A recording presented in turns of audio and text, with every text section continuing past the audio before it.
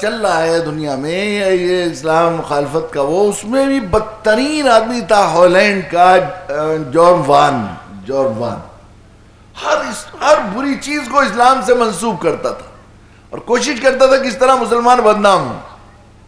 اس نے باقاعدہ ایک تحریک، ایک آواز چلائی تھی کہ ہالینڈ میں اسلام نام کی ایک بلا گھس گئی ہے، اس سے ہالینڈ کو کیسے پاک کیا جائے، یہ کیا تھا. اور پچھلے دنوں اللہ کے نبی صلی اللہ علیہ وسلم کے اہانت آمیز، توہین آمیز کارٹونوں کا ایک کمپٹیشن منعقد کرنے کا اعلان کیا تھا. اس نے جو جتنا زیادہ اہانت آمیز اللہ کے نبی کی شان میں گستاخی کا کارٹون لائے گا اس کو زیادہ انعام ملے گا.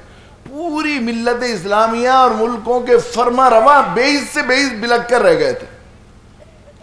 تو یہ وردگان نے ہالینڈ کی حکومت کو محاسبہ کی، انہوں نے دوسرے ملکوں کے لوگوں نے جو ہے کی کہ اس سے مسلمانوں کے جذبات مجروح ہوں گے، یو این او میں درخواست دی، یہ ایسا کیا ہو.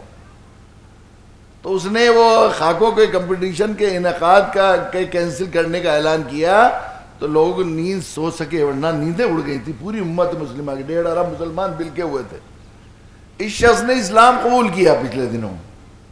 مغرب کے لوگوں کے عام طور پر ایسے لوگ اسلام قبول کرتے ہیں تو مائک ٹائسن تھے، مائیکل جیکسن تھے، اسلام قبول کیا تو ان کے اسلام کو دبانے کی کوشش کرتے ہیں. لیکن اس نے اس طرح پر اعلان کیا پوری میڈیا کو بلا کر، پریس کانفرنس کر کے اور ٹی وی چینلوں کے سامنے کہ وہ مجبوراً ہفتوں تک اس کے اسلام قبول کرنے کی خبریں آتی رہیں.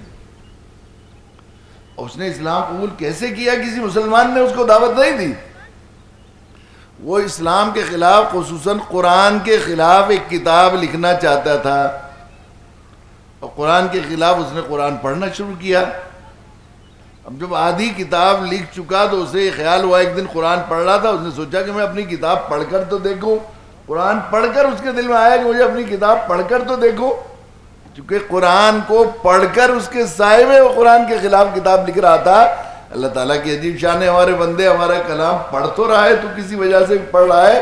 ہدایت اور رحمت کو جوش آ گیا اور اس نے خود یہ بات کہی کہ اسلام پر جتنے اسلام کے خلاف میں نے کتاب نہیں لکھی، بلکہ اسلام پر میں نے بھی اور پوری دنیا نے جتنے اعتراضات کیے ہیں میں نے ان سب کا جواب لکھ دیا.